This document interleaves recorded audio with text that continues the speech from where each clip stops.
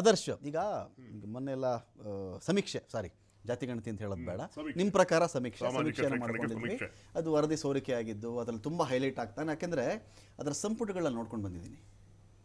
ಒಂದು ಪೆಟ್ಟಿಗೆ ನಂಬರ್ 1ರಲ್ಲಿ ಏನೇನಿತ್ತು, ಪೆಟ್ಟಿಗೆ ನಂಬರ್ 2ರಲ್ಲಿ ಏನೇನಿತ್ತು ಈ ದ ಸೋ ಕಾಲ್ಡ್ ಸಮೀಕ್ಷೆಯಲ್ಲಿ, ಅದರಲ್ಲಿ ಬರೀ ಜಾತಿ ವಿಂಗಡಣೆ, ಜಾತಿ ಕ್ಷೇತ್ರವಾರು, ಆ ವಾರು ಈ ವಾರು ಇದಿತ್ತೇ ವಿನಃ ಅದರದ್ದು 100ಕ್ಕೆ ಸಿಂಹಪಾಲು ಅದರಲ್ಲಿ ಸಾಮಾಜಿಕವಾಗಿ ಯಾವ್ಯಾವ ವರ್ಗಗಳು ಹಿಂದುಳಿದಿವೆ, ಏನೇನು ಸಮಸ್ಯೆಗಳಾಗಿವೆ, ಇದು ಆ ಪಾಯಿಂಟ್ಗಳಲ್ಲಿ ಪರಿವಿಡಿಗಳಲ್ಲಿ ಹೈಲೈಟ್ ಆಗಿರಲಿಲ್ಲ. ಆಯಿತು, ಈಗ ಜಾತಿ ಗಣತಿ ಎಲ್ಲ ವರದಿ ಸಮೀಕ್ಷೆನೋ ಏನೋ ಒಂದು ಸಾಮಾಜಿಕ ಶೈಕ್ಷಣಿಕ ಆರ್ಥಿಕ ಸಮೀಕ್ಷೆ ಎಲ್ಲ ಮಾಡ್ಕೊಂಡಿದ್ದಾರಲ್ಲ, ಈ ವರದಿನೇ ಹೆಚ್ಚು ಕಡಿಮೆ ಸಾಕಾಗಿತ್ತು ಅಂತ ಕಾಣುತ್ತೆ. ಒಳ ಮೀಸಲಾತಿ ಜಾರಿಗೂ ಕೂಡ ನಿಜವಾದ ಒಂದು ಒಳ್ಳೆ ಕಾಳಜಿ ಇಟ್ಕೊಂಡಿದ್ದಿದ್ರೆ, ಯಾಕಂದ್ರೆ ನಿಮ್ಮ ಪರ್ಟಿಕ್ಯುಲರ್ ಡೇಟಲ್ಲಿ ಬಂದ್ಬಿಡುತ್ತಲ್ಲ. ಈಗ ಲಿಂಗಾಯತರು ಅಂದರೆ ಅದರಲ್ಲಿ ಯಾರ್ಯಾರಪ್ಪ, ಒಕ್ಕಲಿಗರು ಯಾರ್ಯಾರಪ್ಪ, SCಲಿ ಯಾರ್ಯಾರಪ್ಪ, ಲಂಬಾಣಿ ಯಾರ್ಯಾರು, ಇನ್ನೊಂದರಲ್ಲಿ ಯಾವ್ಯಾರು, ಆದಿ ಕರ್ನಾಟಕ, ಅಲೆಮಾರಿ ಎಲ್ಲ ಬಂದ್ಬಿಟ್ಟಿದ್ಮೇಲೆ ಯಥಾವತ್ತಾಗಿ ಡಬಲ್ ವರ್ಕ್ ಯಾಕೆ ಇಲ್ಲಿ ಬೇರೆ ಒಂದು 100 ಕೋಟಿ ಕೊಡ್ಬೇಕೇನೋ ಇವಾಗ ಮಾಡ್ಬೋದಾಗಿತ್ತಲ್ಲ, ಯಾಕೆ ಮಾಡ್ತಾ ಇಲ್ಲ ನೀವು? ಯಾಕೆ ಅಂದ್ರೆ ಅದು ಬಂದು ನೀವೇ ಹೇಳೋದಂಗೆ ಅದು ಸಮೀಕ್ಷೆ, ಅದು ಸರ್ವೆ. ಈಗ ಮಾಡ್ತಾ ಇರೋದವರು ಇವಾಗಲೂ ಸರ್ವೆ ಇರ್ಬೋದು, ಬಟ್ ಇನ್ನು ಇನ್ಡೆಪ್ತ್ ಆಗಿ door to door only SC STs ಮೇಲೆ ಫೋಕಸ್ ಮಾಡಿ, ಶೆಡ್ಯೂಲ್ ಕಾಸ್ಟ್ ಮೇಲೆ ಮಾತ್ರ ಫೋಕಸ್ ಮಾಡಿ, ಪರಿಶಿಷ್ಟ ಜಾತಿ ಮೇಲೆ ಡೋರ್ ಟು ಡೋರ್ ಬೇರೆ ಅಂಕಿಅಂಶಗಳನ್ನ ತಗೊಂಡು ಒಂದು ಒಳ್ಳೆ ಕೈಪಿಡಿ ಮಾಡಿದ್ದಾರೆ. ಈಗ ಅದನ್ನ ನಾನು ಕರೆಕ್ಟ್ ಮಾಡೋದಾದ್ರೆ ನೋಡಿ, ಏನಾಗಿದೆ ಸಾಮಾಜಿಕ ಶೈಕ್ಷಣಿಕ ಸರ್ವೆ ಆದಾಗ ಕೆಲವು ತಪ್ಪುಗಳಾಗಿದೆ ಅಂತ ಹೇಳಿ ಕೆಲವರು ಕಂಪ್ಲೇಂಟ್ ಕೊಡ್ತಿದ್ರು. ಏನು ಅಂತ ಹೇಳಿದ್ರೆ, ಕೆಲವರು ಈಗೇನು ಆದಿ ದ್ರಾವಿಡ ಇದ್ದವರು ಆದಿ ಕರ್ನಾಟಕ ಹಾಕಿದ್ದಾರೆ, ಆದಿ ಆಂಧ್ರ ಇದ್ದವರು ಆದಿ ಕರ್ನಾಟಕ ಹಾಕಿದ್ದಾರೆ, ಹಾಗಾಗಿ ಆ ಮಿಸ್ಟೇಕ್ಸ್ ಗಳಾಗಿದೆ ಅಂತ ಮಾಡಿದ್ದಾರೆ. ಇನ್ನು ಕೆಲವು ಏನಾಗಿದೆ, ಈಗ ಬಣಜಿಗ ಅಂತ ಏನಿದೆ, ಬಣಜಿಗ ಲಿಂಗಾಯತ್ ಇದ್ದಾರೆ, ಬಣಜಿಗ OBC ನಲ್ಲಿ. ಸೊ ಹಾಗಾಗಿ ಈ ಸಮೀಕ್ಷೆನಲ್ಲಿ ಏನಾಗಿದೆ, ಈ ರೀತಿಯಾದಂತ ಕೆಲವು ಟೆಕ್ನಿಕಲ್ ಇಶ್ಯೂಸ್ ಗಳಾಗಿದ್ದಾರೆ. ಅಲ್ಲೋಗಿರೋರು ಇಲ್ಲಿ ಬಂದಿದ್ದಾರೆ, ಅಲ್ಲೋಗಿದ್ದಾರೆ ಅಂತ ಹೇಳಿ ಇದು ಏನು ಸ್ವಲ್ಪದಲ್ಲಿ ಕೆಲವು ಕಂಪ್ಲೇಂಟ್ ಗಳು ಬರ್ತಾ ಇದೆ. ಸೊ ಕಾಂತರಾಜ್ ಆಯೋಗದ ವರದಿಲಿ ನಮಗೆ ಈ ಗೊಂದಲ ಸರಿ ಹೋಗೋದಿಲ್ಲ ಸರ್. AKADAA ಆದಿ ಆಂಧ್ರ, ಈ ಗೊಂದಲ ಏನಿದೆ, ಕೆಲವರು ಮಾದಿಗ ಸಮುದಾಯದವರು AKಲೂ ಇದ್ದಾರೆ, ADಲೂ ಇದ್ದಾರೆ, ಹೊಲೆಯ ಸಮುದಾಯದವರು AKಲೂ ಇದ್ದಾರೆ, ADಲೂ ಇದ್ದಾರೆ, ಕೆಲವೊಂದು ಆದಿ ಆಂಧ್ರ ಸಮುದಾಯದಲ್ಲೂ ಈ ರೀತಿ ಒಂದು ಮಿಕ್ಸ್ಚರ್ಸ್ ಆಗಿದೆ. ಆ ಗೊಂದಲ ಬಗೆಹರಿಸೋಕೆ ನೀವೇ ಒಂದು ಕ್ಲಿಯರ್ ಮಾಡಿ. ಇಲ್ಲಿ 2 ತರ ಬಂತು. ನಾನು ಸಮೀಕ್ಷೆ ಬೇಸ್ಡೇ ಮಾತಾಡೋದಾದ್ರೆ, ಈಗ ಒಂದು ಕರ್ನಾಟಕದ ಒಂದು ಪ್ರಬಲ ಸಮುದಾಯ ಬೇಕಾಗಿಲ್ಲ ಇಲ್ಲಿ. ಅದರಲ್ಲಿ ಒಂದು ಜಾತಿ ಬಂದು ಪ್ರಧಾನ ಸಮುದಾಯವನ್ನು ಅಲ್ಲಿ ಹೇಳ್ತಾರೆ. ಅನೇಕ ಕಡೆಗಳಲ್ಲಿ ಪ್ರಧಾನ ಸಮುದಾಯವನ್ನು ಹೇಳದೆ ಅವರ ಕಸುಬು ಆಧಾರಿತ ಜಾತಿಯನ್ನೇ ಅಲ್ಲಿ ಹೇಳ್ಕೊಂಡಿದ್ದಾರೆ.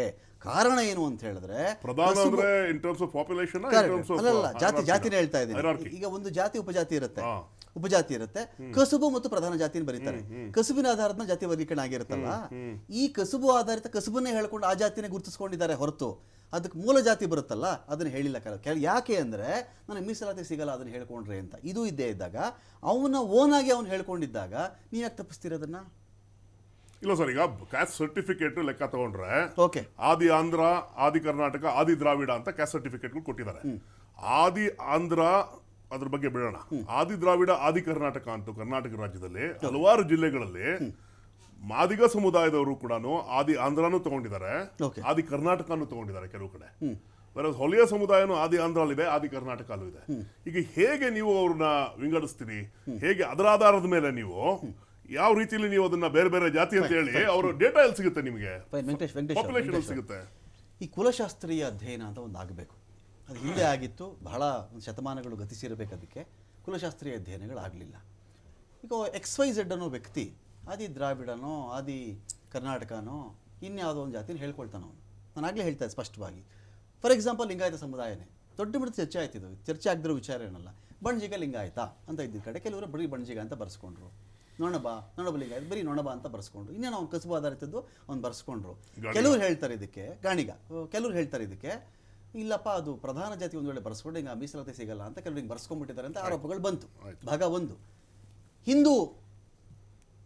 ಹಿಂದೂ ಗಾಣಿಗ ಅಂತ ಬರ್ಸ್ಕೊಂಡ್ರು ಅಂತ ಹೇಳಿ. ಇದಕ್ಕೆ ಏನು ಮಾಡೋಣ? ಒಂದು ಅಕಸ್ಮಾತ್ ನಾಳೆ ದಿನ ಈ ಒಳ ಮೀಸಲಾತಿ ವಿಚಾರಗಳಿಗೂ ಬಂದಾಗ XYZ ಜಾತಿನ ಮೆನ್ಷನ್ ಮಾಡ್ಕೊಳ್ತಾನೆ, ಏನು ಮಾಡ್ತೀರಿ ನೀವು? ನೋಡಿ, ಕರ್ನಾಟಕದ ಪರಿಶಿಷ್ಟ ಜಾತಿಯಲ್ಲಿ 101 ಜಾತಿಗಳಿದೆ. ಕರೆಕ್ಟ್. ಅದರಲ್ಲಿ ಮಾದಿಗ ಸಂಬಂಧಪಟ್ಟಂತೆ 49 ಉಪಜಾತಿಗಳಿದ್ದು, ವಲಯ ಮತ್ತು ಚಲವಾದಿ ಸಂಬಂಧಪಟ್ಟದಕ್ಕೆ 39 ಇದ್ದು, ಮತ್ತೆ ಕೊರ್ಮ, ಕೊರ್ಚ, ಲಂಬಾಣಿ ಈ ಜಾತಿಗಳಿದ್ದು, ಇತರೆ ಅಲೆಮಾರಿ ಸಮುದಾಯ. ಇದರಲ್ಲಿ ಅದ್ರಲ್ಲಿ ನಮ್ಮಲ್ಲಿ ಏನು ಡೌಟ್ ಇಲ್ಲ. ಅದಾಗಲಿ ಕ್ಲಾಸಿಫಿಕೇಶನ್ ಆಗಿದೆ. 101 ಜಾತಿನ ಯಾವ್ಯಾವ ಪಂಗಡ ಬರ್ತದೆ. ನಮ್ಮಲ್ಲಿ ಪರಿಶಿಷ್ಟ ಜಾತಿನಲ್ಲಿ ಆ ಥರ ಯಾವುದೇ ರೀತಿಯಾದಂಥ ಕನ್ಫ್ಯೂಷನ್ ಇಲ್ಲ. ಇದ್ದದ್ದು ನಮ್ಮ ಸ್ನೇಹಿತರು ಹೇಳೋ ಪ್ರಕಾರ ಕರ್ನಾಟಕದಲ್ಲಿ ಸುಮಾರು 15 ಲಕ್ಷ ಜನ, 7 ರಿಂದ 15 ಲಕ್ಷ ಜನ ಏನು ಮಾಡಿದ್ದಾರೆ, AKAD ಬರ್ಸಿದ್ದಾರೆ. ಈ ಕೆಲವು ಈ ದಕ್ಷಿಣ ಭಾಗದಲ್ಲಿ ಇರ್ತಕ್ಕಂಥ ಮೈಸೂರು ಪ್ರಾಂತ್ಯದಲ್ಲಿ ಇರ್ತಕ್ಕಂತಹ ಕೆಲವು ಜಿಲ್ಲೆಗಳಲ್ಲಿ ಬರ್ಸಿದ್ದಾರೆ. ಕೆಲವು ಸಮುದಾಯಗಳನ್ನ ಬಯ್ಯೋ ಭಾಷೆಯಾಗಿ ಬಳಸ್ಕೊಳ್ತಾ ಇದ್ರೆ ಅನ್ನೋ ಕಾರಣಕ್ಕೆ ಸುಸಂಸ್ಕೃತ ಪದಗಳು. ಒಳ್ಳೆ ಅದು ಪದಗಳು ಮೂಲಭೂತವಾಗಿ ಅವರು ಆದಿ ಆಂಧ್ರ ಪ್ರದೇಶದಿಂದ ಬಂದಂತವರು, ಬೇರೆ ತಮಿಳುನಾಡು ಕಡೆಯಿಂದ ಬಂದಂತವರು, ಆದಿ ದ್ರಾವಿಡರು, ಮತ್ತೆ ಆದಿ ಕರ್ನಾಟಕರು, ಮತ್ತೆ ಇಲ್ಲಿರ್ತಕ್ಕಂಥವ್ರ ಹೆಸರು ಅವರ ಜೊತೆಗೆ ಬಂದಂಥವ್ರನ್ನ ಆದಿ ಕರ್ನಾಟಕ, ಆದಿ ದ್ರಾವಿಡ, ಆದಿ ಮತ್ತೆ ಆಂಧ್ರ ಅನ್ನೋ ಒಂದು ಪ್ರಶ್ನೆ ಆಗಿರೋದ್ರಿಂದ ಅದು ಡಾಟಾ ಎಲ್ಲೂ ಸೆಟ್ ಮಾಡೋಕ್ಕಾಗ್ತಿಲ್ಲ. ಸುಪ್ರೀಂ ಕೋರ್ಟ್ನ ಒಂದೇನು ಇಂಪೆರಿಕಲ್ ಡಾಟಾ ಇದೆ ಅದನ್ನ ಮಾಡೋಕ್ಕಾಗ್ತಿಲ್ಲ ಅಂತ ಹೇಳಿ ನ್ಯಾಯಮೂರ್ತಿಗಳ ಒಂದು ಆಕ್ಷೇಪ. ಅದಕ್ಕೋಸ್ಕರ ಏನಾಗಿದೆ, ಅದನ್ನ ಒಂದು ಮಾಡ್ತಿದ್ದಾರೆ. ನಮ್ಮ ಪಾಯಿಂಟ್ ಏನಾಗಿದೆ ಅಂದ್ರೆ ಇಷ್ಟೇ ದಿನದಲ್ಲಿ ಮುಗಿಸಿ ಕರ್ನಾಟಕ ರಾಜ್ಯ ಸರ್ಕಾರ, ಮಾನ್ಯ ಮುಖ್ಯಮಂತ್ರಿಗಳು ಒಂದು ದಿನವನ್ನ ನಿಗದಿ ಮಾಡಿ ಇಂಥ ದಿನ ನಾನು ಮಾಡ್ತೀನಿ ಅಂತ ಅವ್ರು ಮಾಡಿಬಿಟ್ರೆ ಈ ಜನಗಳಿಗೆ ಭರವಸೆ ಬರ್ತದೆ. ನಾನು ಹೇಳ್ತೀನಿ ರಮಾಕಾಂತ್, ಇವತ್ತೇನಾದರೂ ಈ ದೊಡ್ಡ 101 ಜಾತಿಗಳಿರ್ತಕ್ಕಂಥ ತಾವು ಹೇಳ್ತಕ್ಕಂಥ ದೊಡ್ಡ ದೊಡ್ಡ ರಾಜಕಾರಣಿಗಳು, ದೊಡ್ಡ ದೊಡ್ಡ ಜನ ಅವರೆಲ್ಲ ನಾನು ಜಾತಿ ಅಂತ ಹೋರಾಡ್ತಾ ಇರ್ಬೋದು. ಇವತ್ತು ನಮ್ಮ ಗ್ರಾಮಾಂತರ ಪ್ರದೇಶದಲ್ಲಿ ಬಂದರೆ ಒಲೆಯ, ಮಾದಿಗ, ಕೊರಮ, ಕೊರ್ಚ ಎಲ್ಲ ಅವ್ರ ಅಣ್ಣ ತಮ್ಮಂತ ಇದ್ದಾರೆ. ಅವ್ರಿಗೆ ಇದಕ್ಕೆ ಈ ಸಂಬಂಧನೇ ಇಲ್ಲ ಅವ್ರಿಗೆ. ಇವತ್ತು ನಾನೊಂದು ಕೊರ್ಮ ಕೊರ್ಚ ನಮ್ಮ ಸದಾಶಿವ ಆಯೋಗದ ಓದಂಥ ಸಂದರ್ಭದಲ್ಲಿ ನಾನು ಆ ವರದಿನ ಓದ್ತಾ ಇದ್ದೆ, ಲೀಕ್ ಆಗಿರ್ತಕ್ಕಂಥ ವರದಿ ಓದ್ತಾ ಇದ್ದೆ. ಅವರು ಇದನ್ನ ಪ್ರಶ್ನೆ ಮಾಡಕ್ ಹೋದ ಸಂದರ್ಭದಲ್ಲಿ ಕೊರಮ ಕೊರಚ ಜನಾಂಗದವ್ರು ಏನ್ ಕೇಳ್ತಾರೆ ಗೊತ್ತಾ, ಅರ್ಜಿ ಕೊಡ್ತಾರೆ ಬಂದು, ಪಾಪ ಎಷ್ಟು ಮುಗ್ದಿರಿದಾರೆ ನೋಡಿ, ನಮ್ಗೆ ಬುಟ್ಟಿ ಎಣಿತಾ ಇದೀವಿ, ಹೆಚ್ಚೆಚ್ಚು ಬಿದಿರು ಒದಗಿಸಿ, ನಮ್ಗೆ ಸಬ್ಸಿಡಿ ದರದಲ್ಲಿ ಕೊಡಿ, ನಮ್ಗೆ ರೇಷನ್ ಕಾರ್ಡ್ ಕೊಡಿ ಅಂತ ಹೇಳಿ ಮುಗ್ಧ ಜನ ಕೊರಮ ಕೊರಚ ಜನ ಚಿತ್ರದುರ್ಗದಲ್ಲಿ ಇರ್ತಕ್ಕಂಥ ಈ ಜನಾಂಗ ನಮ್ಗೊಂದು ಬುಟ್ಟಿ ಎಣಿಯಕ್ಕೆ ಅವಕಾಶ ಮಾಡ್ಕೊಡಿ ಅಂತ ಕೇಳ್ತಾರೆ. ನಾವು ಹೋಗ್ತಾ ಇರೋದು ಏನಕ್ಕೆ, ನಾವೇನ್ ಕೇಳ್ತಾ ಇದೀವಿ, ನಿಮ್ಗೆ ಸಾಂವಿಧಾನಿಕವಾಗಿ ನಿಮ್ಮನ್ನ ಮೋಸ ಮಾಡಿ ಬೇಲ್ವರ್ಗದ ಜನ ತಿಂದ್ಬಿಟ್ಟಿದ್ದಾರೆ, ನಿಮಗೆ ಫೆಸಿಲಿಟಿ ಕೊಡಕ್ ಬರ್ತಾ ಇದೀವಿ ಅಂತ ಹೇಳಿದ್ರೆ ಆ ಜನ ಬರ್ತಾರೆ. ಇವತ್ತು ಎಲ್ಲ ಜಾತಿಯ ಪರಿಶಿಷ್ಟ ಜಾತಿಯಲ್ಲಿರ್ತಕ್ಕಂಥ ಮಾದಿಗರು, ಒಲೆಯರು, ಕೊರ್ಮ, ಕೊರ್ಚ, ಇಲ್ಲಿರ್ತಕ್ಕಂಥ ಬುಡಕಟ್ಟವರು ಎಲ್ಲ ಕೂಡ ಅಣ್ಣ ತಮ್ಮಂದಿರ ಬದುಕ್ತಿದ್ದಾರೆ. ಇಲ್ಲಿರ್ತಕ್ಕಂಥ ರಾಜಕಾರಣಿಗಳು, ಅಧಿಕಾರಿಗಳು ಈ ಸೌಲಭ್ಯವನ್ನು ಪಡೆದು, ಸಾಂವಿಧಾನಿಕ ಸೌಲಭ್ಯವನ್ನು ಪಡೆದು ಏನು ಚೆನ್ನಾಗಿದ್ದಾರೆ, ಅವರು ಈ ಜನಾಂಗವನ್ನ ಯಾವಾಗ್ಲೂ ಬೇರೆ ಬೇರೆ 101 ಜನ ಬೇರೆ ಇರ್ತಾರೆ. ಅಲ್ಲ, ಯಾರ ಪಕ್ಷ, ನಾನು ಪಕ್ಷ ಹೇಳೋದಿಲ್ಲ ಇಲ್ಲಿ. ಇದು ನಾವು ಮಾತಾಡ್ತಾ ಇರ್ತಕ್ಕಂಥದ್ದು ಇವತ್ತು ಸಮುದಾಯ, ಅತ್ಯಂತ ಹಿಂದುಳಿದಿರ್ತಕ್ಕಂಥ ಒಂದು ಸಮುದಾಯದ ಬಗ್ಗೆ ನಾವು ಮಾತಾಡ್ತಾ ಇದ್ದೀವಿ.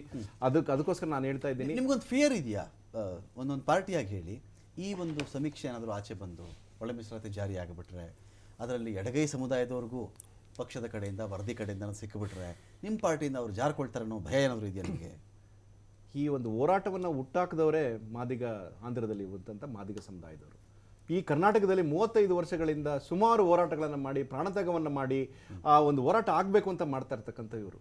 ಆದರೆ ತಳಸ್ಥದಲ್ಲಿರ್ತಕ್ಕಂಥ ಯಾವುದೇ ನಮ್ಮ ಬೇರೆ ಜಾತಿಯ ದಲಿತರಿಗೆ ಅದ್ರ ಬಗ್ಗೆ ಇದಿಲ್ಲ. ಇರ್ತಕ್ಕಂಥದ್ದು ರಾಜಕಾರಣಿಗಳಿಗೆ ಮತ್ತೆ ಕೆಲವು ಬಲಾಢ್ಯರಿಗೆ ಮಾತ್ರ ಇದಾಗಬಾರ್ದು ಅನ್ನೋ ಒಂದು ಇದೆ ಬಿಟ್ರೆ ತಳಮಟ್ಟದಲ್ಲಿ ಇರೋರಿಗೆ ಏನೂ ಆಗಿಲ್ಲ. ಅದನ್ನೇ ಅರುಣ್ ಮಿಶ್ರಾ ಅವರು ಹೇಳಿದ್ರು, ಬಲಾಢ್ಯರಿಗೆ ಒಂದು ಕಡೆ ಒಂದು ಹಣ್ಣನ್ನು ತಂದಿಟ್ರೆ ಬಲಾಢ್ಯರೆಲ್ಲ ಬಂದು ತಿಂದ್ಬಿಡ್ತಾರೆ, ಆ ಸಬಲರಿಲ್ದಿರೋರು ಎಲ್ಲಿ ಹೋಗ್ತಾರೆ, ಅದಕ್ಕೋಸ್ಕರ ದಯವಿಟ್ಟು ಅವ್ರಿಗೆ ರಿಸರ್ವೇಷನ್ ಕೊಡಿ ಅಂತಂದ್ರು. ಅದನ್ನೇ ಸುಪ್ರೀಂ ಕೋರ್ಟ್ 7ನೇ ಪೀಠ ಹೇಳ್ತು, ಹೌದು ಇವರಿಗೆ ಡಿಸರ್ವಿಂಗ್ ಇದೆ, ಸಂವಿಧಾನದ 341 ಅನುಚ್ಛೇದನ ಬದಲಾವಣೆ ಮಾಡೋ ಅವಶ್ಯಕತೆ ಇಲ್ಲ, ರಾಜ್ಯಗಳಿಗೆ ಸರ್ವಾಧಿಕಾರ ಇದೆ, ದಯವಿಟ್ಟು ಅದನ್ನ ಮಾಡಿ ಅಂತಂದ್ರು. ಅವ್ರ ಆದೇಶ ಕೊಟ್ಟ ಮೇಲೂ ಕೂಡ ಕಾಂಗ್ರೆಸ್ ಪಕ್ಷದವರು ಇನ್ನೂ ಮೊದಲನೇ ಸಂಪುಟದಲ್ಲಿ ಮಾಡ್ತಿದ್ದವರು ಕೂಡ 2 ವರ್ಷ ಆಯ್ತು ಇನ್ನು ಮಾಡ್ತಾನೆ ಇದ್ದಾರೆ. ಅವರು ನಾನಿವತ್ತು ತಮ್ಮ ಮಾಧ್ಯಮದ ಮೂಲಕ ನಮ್ಮ ಮುಖ್ಯಮಂತ್ರಿಗಳಿಗೆ ಮತ್ತೆ ನಮ್ಮ ಡೇಟ್ ಫಿಕ್ಸ್ ಮಾಡ್ಬಿಡ್ಲಿ.